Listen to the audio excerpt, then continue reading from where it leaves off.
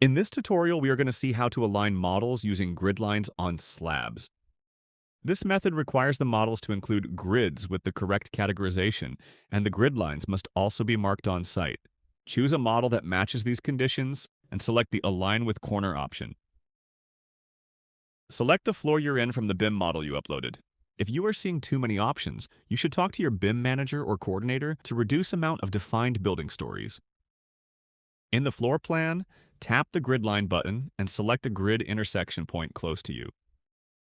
Pick an alignment direction represented by the blue arrow. Let your device detect the floor until a purple mesh appears and wait for it to stabilize.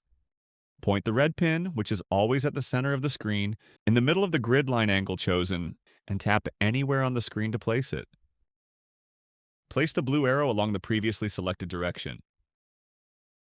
Choose the elevation of the floor you are standing on or manually adjust it, and click on the checkmark to finalize the placement. That's it! The model is now ready to use on site.